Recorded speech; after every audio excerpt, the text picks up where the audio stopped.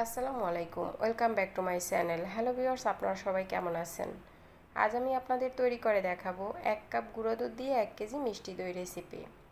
দই কম বেশি সবাই পছন্দ করে, তবে অনেকে অনেক সময় এই দই পাততে ঝামেলা মনে করে। সেজন্যই সহজ পদ্ধতিতে কিভাবে মজাদার এই মিষ্টি দই তৈরি করা যায় সেই রেসিপিটাই আজকে আমি আপনাদের সাথে শেয়ার করব। আশা করি আজকের এই রেসিপিটি আপনাদের সবার ভালো লাগবে। রেসিপি বানানোর জন্য প্রথমেই একটি চালনির মধ্যে দিয়ে দেব হাফ কাপ টক দই। এবার এই দইটাকে আমি 30 মিনিটের জন্য রেখে দিব। 30 মিনিটের মধ্যে দইয়ের মধ্যে থাকা এক্সট্রা পানিটা ঝরে যাবে। এবার অন্য একটি পাত্রের মধ্যে দিয়ে দেব 1 কাপ গুঁড়ো দুধ। দুধটা অবশ্যই ফুল ক্রিম হতে হবে। আমি এখানে ডানো ব্র্যান্ডের দুধটা দিয়েছি, আপনারা যে কোনো ব্র্যান্ডের দুধ দিয়ে দিতে পারেন। তারপর এর মধ্যে দিয়ে দিব 4 কাপ পানি।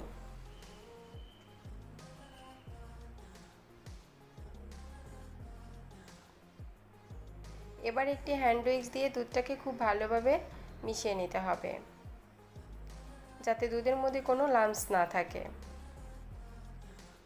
তো একটু সময় নিয়ে আমি দুধটাকে খুব ভালোভাবে মিশিয়ে নিয়েছি। এবার এই দুধটাকে আমি জাল করে নেব।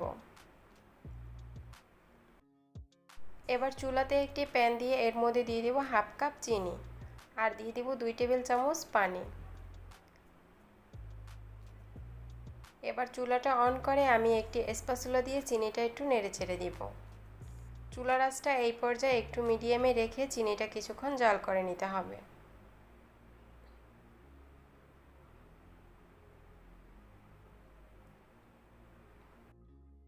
এভাবে চিনিটা কিছুক্ষণ জাল করে নেওয়ার পরে চিনিটা গলে দেখুন সুন্দর একটি ব্রাউন কালার এসে গেছে।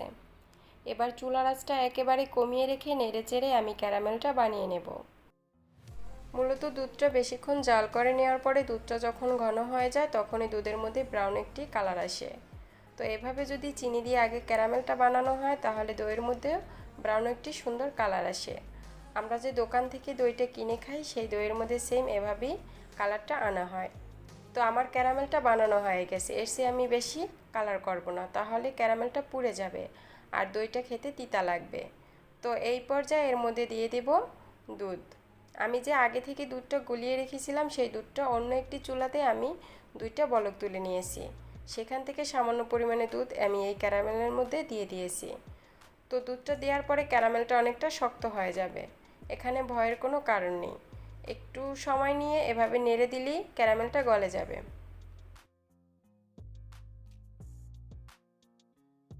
তো কিছুক্ষণ নেড়ে দেওয়ার পরে ক্যারামেলটা যখন পুরোপুরি গলে যাবে তখন আমি বাকি দুধটুকু এই প্যানের মধ্যে দিয়ে দেব। দিয়ে নেড়ে চেড়ে আবারও আমি প্রায় একটা বলক তুলে নেব।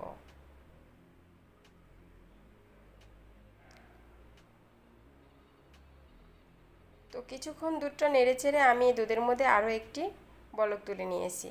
যেহেতু এখানে আমি গুঁড়ো দুধ দিয়ে দইটা বানাবো সেজন্য দুধটা আর বেশি জাল করা লাগবে না। দুধ জাল করে নেওয়ার পরে আমি দুধটাকে ঠান্ডা করে নিয়েছি। দুধটা এমন ঠান্ডা হতে হবে যেন একটি আঙুল চুবিয়ে রাখা যায় আর সেই তাপটা সহ্য করা যায়।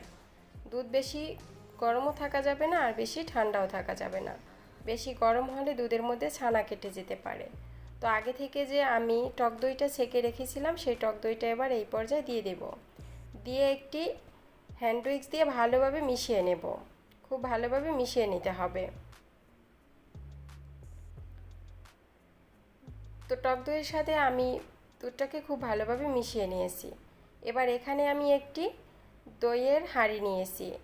এই হাঁড়িটা আমার দইয়ের সাথে এসেছিল। আপনারা চাইলে যে কোনো পাত্রে এই দইটা বসাতে পারেন। তো আমি এই পাত্রটাকে খুব ভালোভাবে ধুয়ে চুলাতে কিছুক্ষণ গরম করে নিয়েছি। এবার এই পাত্রটির মধ্যে আমি সবটুকু দুধ ঢেলে দিয়েছি। এবার এই দইয়ের পাত্রটির উপর থেকে আমি একটি ফয়েল দিয়ে খুব ভালোভাবে পেঁচিয়ে নেব। তারপরে একটি গরম স্থানে আমি রেখে এর উপর থেকে ভারী গরম কিছু দিয়ে ঢেকে রেখে দিব। তা হতে পারে কম্বল বা কোনো তোয়ালে। তারপর রেখে দেব সারা রাতের জন্য।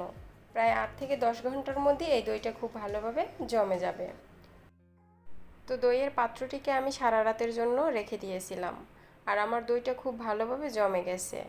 তারপর আমি দইটাকে নর্মাল ফ্রিজে প্রায় 2 ঘন্টার জন্য রেখে দিয়েছিলাম। ফাইনালি দেখুন আমার দইটা কতটা সুন্দরভাবে জমেছে। দেখলেনই তো কতটা সহজে হয়ে গেল মজাদার মিষ্টি দই রেসিপি। খুব সহজেই ঝটপট মজাদার এই মিষ্টি দইটি আপনারা বাসায় বানিয়ে নিতে পারেন। এটা খেতে কিন্তু অসম্ভব মজার হয়। স্বাস্থ্যসম্মত উপায় খুব সহজেই মজাদার এই দইটি আপনারা বাসায় বানিয়ে নিতে পারেন। শুধুমাত্র 1 কাপ গুঁড়ো দুধ দিয়ে 1 কেজি মিষ্টি দই রেসিপি। দই পছন্দ করে না কম বেশি এমন কোনো মানুষ নেই। আমার এই সহজ রেসিপিটি যদি আপনাদের ভালো লেগে থাকে আর এভাবেই নিত্য নতুন সহজ সহজ রেসিপি পেতে আমার চ্যানেলটিকে like, comment, share and subscribe করতে কিন্তু ভুলবেন না।